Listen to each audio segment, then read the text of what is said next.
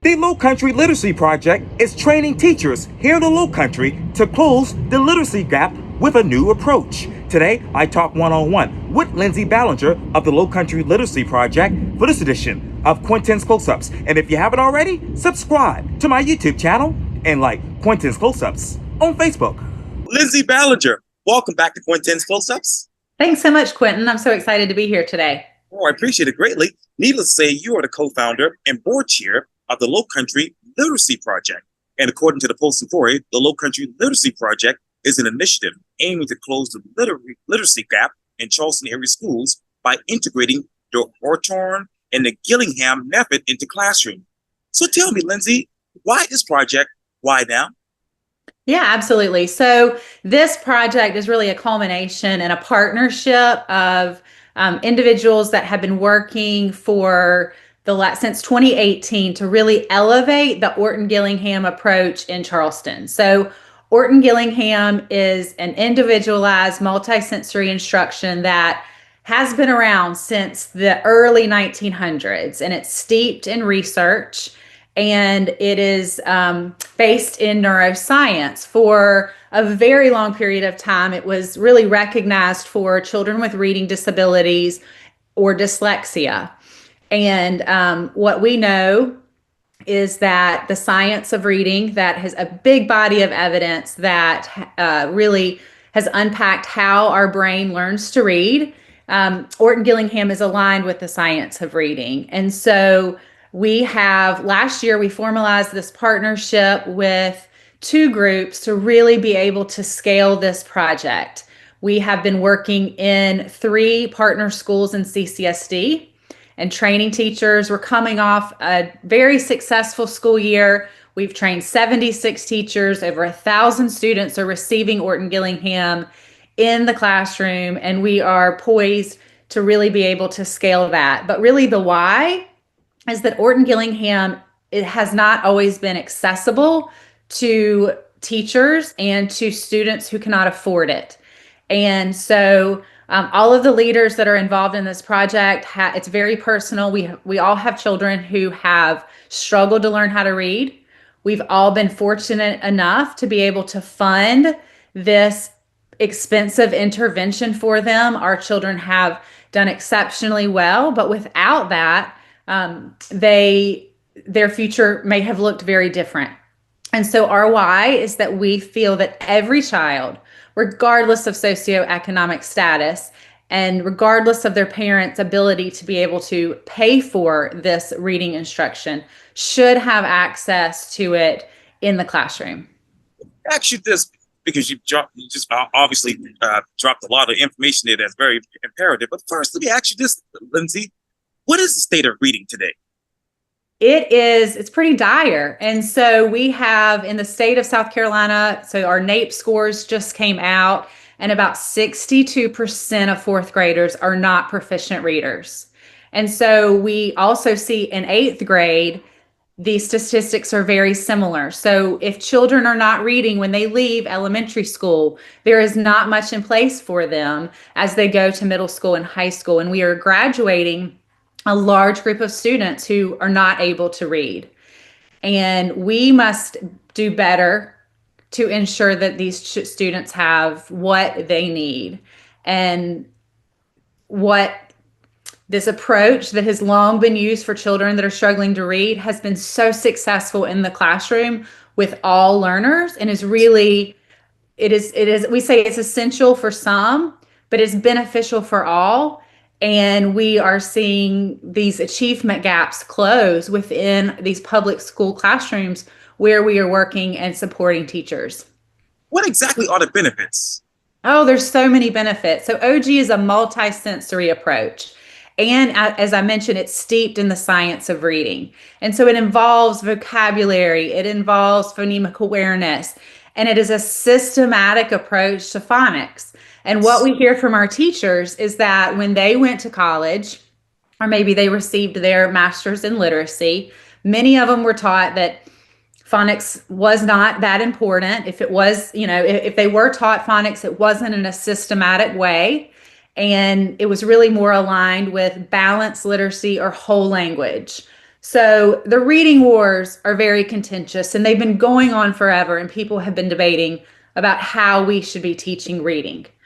But children need explicit instruction with a systematic approach to phonics and this rich instruction that includes a multisensory approach. And so there are so many benefits to learning the Orton-Gillingham approach, but the biggest is that it provides this background knowledge that our teachers are so desperate for. We did a qualitative study recently, and 10% of the teachers that we train said that they received some theory in the science of reading, only 10%. And it was mostly theory. There was not a lot of practice and implementation. And so we find that by being able to not only provide the training, but we support these teachers. Our training program includes a year of implementation support and coaching. We provide feedback. We're in the schools.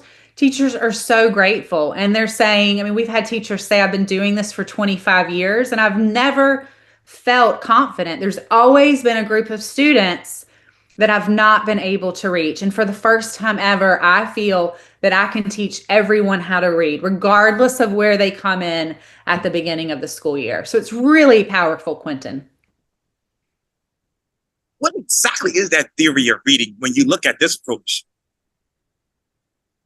Well, as I mentioned, it is a systematic approach to phonics. So you are explicitly teaching students how to read, and what they read, they learn to spell, and we're breaking down the English language for them.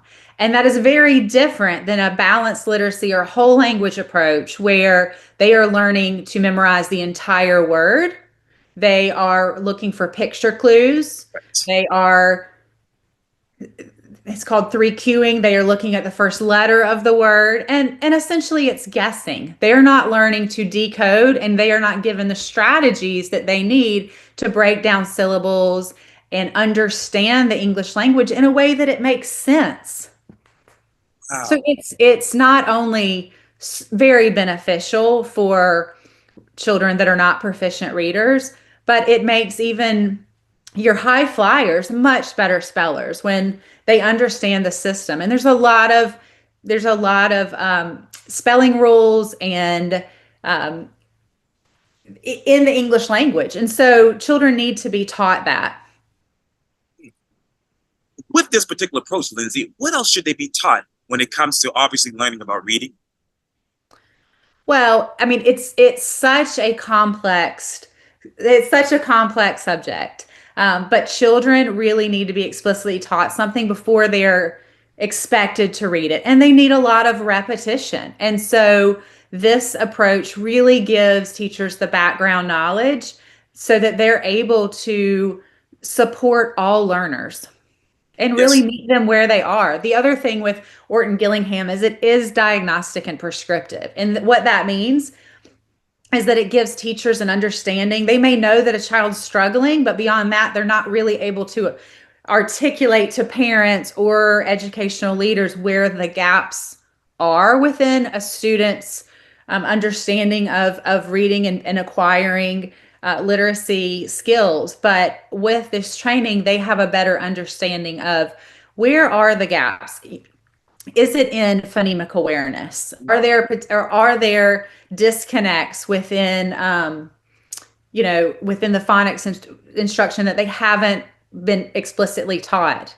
Is it is vocabulary playing a piece in this? And so often teachers will go right to fluency, but before you can build fluency and build comprehension, you really have to have that understanding. And so Orton-Gillingham is an approach. It's not a curriculum. The beautiful thing is it is aligned with any science of reading curriculum. So our district, our state of South Carolina, they now have a science of reading curriculum. So it gives the teachers the background knowledge so that they can ensure that they are able to meet each student where they are.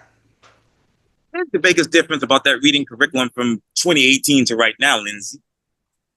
Well, the biggest difference is that we have moved to a science of reading curriculum, and um, there is very much a movement for the science of reading. Unfortunately, I believe that we all may agree on the movement, but there's a lot of differences in the devil's always in the details, and so helping everyone really understand what the science of reading means and giving teachers that background knowledge so that they're able to implement the curriculum effectively and with fidelity is really so important. And really that's where the coaching comes in. What exactly does the science of reading mean to the average parent and the teacher and the student? Well, it means different things to different people, I believe, but it is a very large body of evidence that's been around for 25 years. And it explicitly tells us what children need to learn how to read. And while everyone may have different philosophies on literacy or they may have been taught differently in college, it is very important that our educational leaders and our teachers have access to training and professional development so that we can continue to be on the front lines of what is best for our students. Hey, when you talk about access, Lindsey, what else do these teachers need access to actually fulfill that reading curriculum and actually allow this approach to go on for 5 to 10 years from now? Yeah, I mean, it's really, I think it comes down to, or what we hear, we really spend a lot of time with our teachers understanding where they are so that we can help them get to where they need to go. And it's really in that support and that 1 year of that 1 year practicum and coaching where our training fellows, our coaches are in the classrooms, they're meeting with the grade level teachers, they're supporting them when they have questions with a student, they are helping them with lesson planning, small group planning, and really that is the differentiation with this program and this training. There's a lot of professional development out there for teachers, and it's sometimes a one-stop shop. Someone may come in from out of town and provide a PD and then they leave, but we are there in the school working with the teachers and really supporting them, and so they feel supported, they feel like they can ask questions, and that's really where they gain that deeper understanding and build that knowledge base. How many more teachers, particularly in Charleston County schools, do you want to train with this method in the next 5 years? We want to make sure that every teacher, regardless of the school that they're in the Lowcountry, has access to this training. In other states, this training has been more readily available. And so we have teachers that are moving down from New England and other states where they've had access to this training. But really, up until this project, teachers had to pay for the training themselves if they were here in the state. Now, the State Department of Education is very aligned with the science of reading. They opened up an opportunity for teachers to take a letters training. And that letters is a wonderful course that helps teachers understand the why behind the science. It helps them to understand how the brain learns to read, but it doesn't give them the practicum and the implementation. So it's a good marriage. Teachers have gained a lot of awareness, and then the ones that we've worked with have been able to step in and say, hey, I really want to learn how to better implement this in the classroom. And so those two, trainings really go together well. And it's been the great next step to help the teachers implement it in the classroom. And so we have trained 76 teachers. We have currently, we're coming off of a school year where we're in 3 partner schools. We have 45 classrooms where Orton-Gillingham is being taught in the public schools, in the classrooms. Kids are making incredible gains. But we want to ensure that we envision a world where every teacher has access to this training. And so that every student, regardless of the school that they're in, can receive the instruction that they need during the school day. Right, absolutely. Where exactly are the students making gains with this? Well, we are seeing incredible gains. We partnered with the Riley Center at the College of Charleston, and the Riley Center has evaluated 2 years of our iReady data from our partner schools. And what we found last year was the classrooms where we had trained the teachers had a 72% greater overall literacy reading score than the classrooms where we had not trained the teachers. And so we had this wonderful comparison year in one of our partner schools where we were able to look at that. And so we saw incredible gains with their iReady reading literacy skill growth. And in another partner school where we had been working for 4 years, we were able to evaluate the data and really look at what subgroups were making the greatest gains. And while our special education students did make incredible gains, it was really the Black and Brown students, it was the Hispanic students, it was our multilingual students. Our multilingual students closed the achievement gap in 2 years in the classroom with Orton-Gillingham in the classroom. And so, we're really excited to see that this is meeting all students where they are. When the NAEP scores came out at the beginning of the year, that's what was really highlighted, was the students at the bottom are not making gains. And in this program with this project, those kids are making the greatest gains. This is what really they need to be able to close these achievement gaps. So when it comes to African American, Hispanic, and obviously the multicultural students, how many of those are in that particular program with your approach?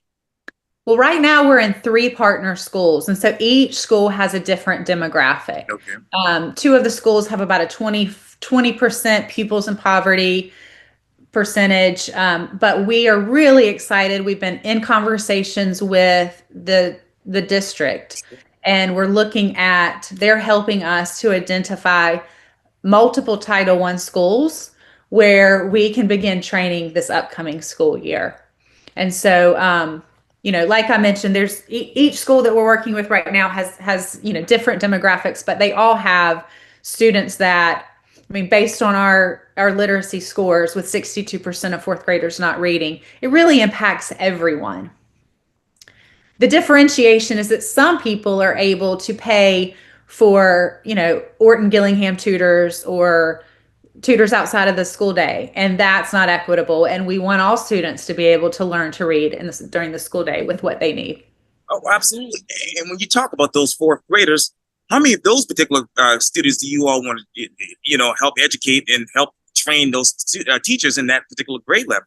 Yeah, so Quintin, right now we are really focused on, as you know, the literacy crisis, this idea of the percentage of students that are not able to read is so large and it is so complex, and it's at every school. And so we are focusing on early education. We are training teachers in kindergarten, 1st and 2nd grade.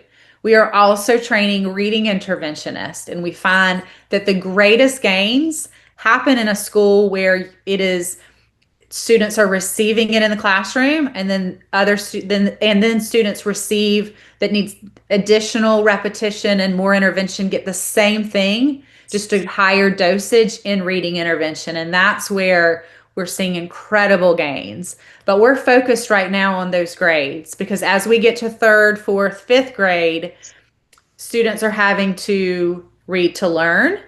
And if we really want to catch them early. And so that's our greatest focus is K-2. And I hate to be repetitive, Lindsey, but how many of those kids are right now those types of ready to learn students? I don't know. Oh, yes, ma'am. Again? I know you mentioned that some of those kids are in school right now. They're ready to learn. How many of those students are those? Are adults? Yes, ma'am.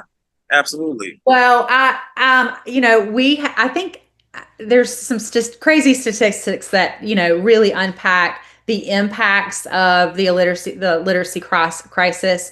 They say that about 85% of kids in juvenile detention centers are illiterate. 85% of, adults that are incarcerated are illiterate. And so there's tremendous impacts for adults that are, that graduate without being able to read. And so thankfully, we have some other organizations in Charleston, the Trident Literacy Association, that really focus on adults, and so that we can really work and focus on early education.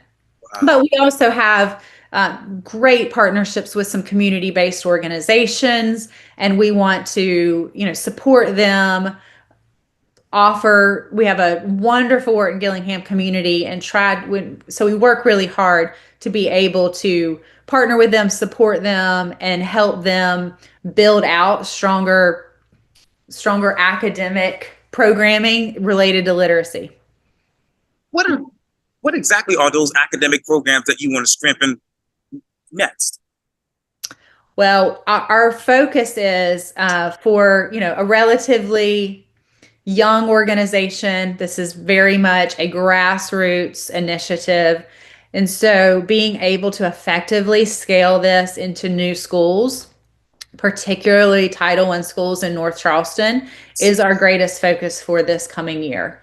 And so we will be, expanding from 3 schools to potentially 7 schools, and really looking at continuing to assess our data, working with the district to do that, working with the Riley Center to do that, partnering with our teachers to ensure that this is something that is sustainable.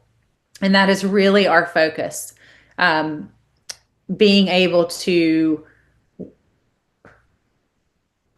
ensure that all teachers in these classrooms and in these schools have the support that they need. And then beyond that, it's really figuring out how we can expand the training beyond these partner schools.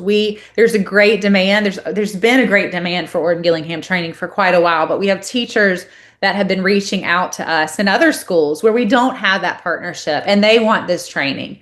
And so we are constantly talking about how we can effectively scale that training without being in that school. There's a lot of opportunities with virtual training, but with the support and the coaching being the center of what we do,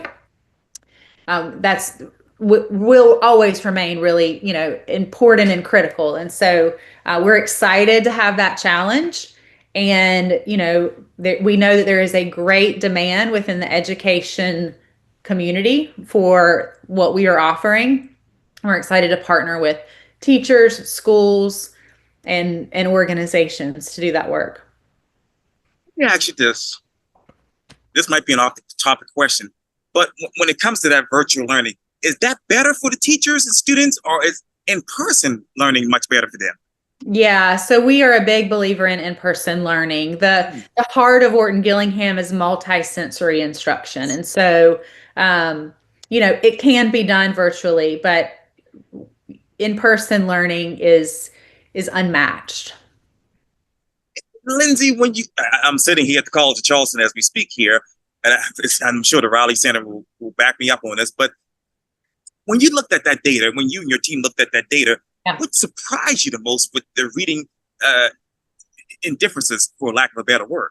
Yeah, well, we were not shocked that the OG classrooms really outpaced the non-OG classrooms. We assumed that was going to happen, but it was exciting to see in 1 year that it was 72% greater growth. I think the biggest surprise was the progress of our multilingual students.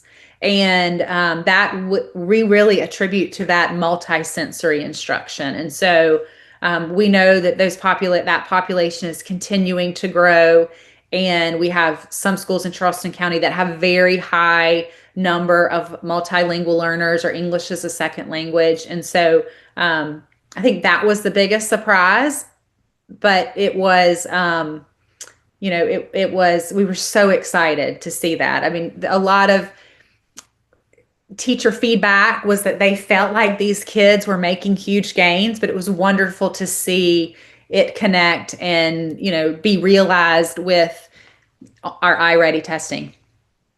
Wow, that's amazing. And I hope to get you back on Quintin to talk more about that. But I know that you have something exciting coming up very soon in regards to this. Yeah. So on June the 10th, we are really excited to participate in the Harbor Club's Cocktails for a Cause. And so on Tuesday night, it's from 6 to 8 o'clock. The community is invited to come learn more about the Lowcountry Literacy Project. We're going to be celebrating this academic year, which was incredible. It was such a big year of growth for us. We have a lot of new partnerships that we're excited to celebrate. But within that event, we're going to have a panel discussion. We're going to have a few teachers, some principals, administrators, really those that have been integral in making this happen, participate in a panel discussion so that all of our event attendees just really have a better understanding of the work that's being done and the impact that's taking place in our schools. So we would love for anyone that's interested in learning more about this project, individuals in our community that care about literacy and they want to see change and they want to see our children learn to read and these scores go up. We would love for them to come and attend. Oh, absolutely. And how can we find out more information about that?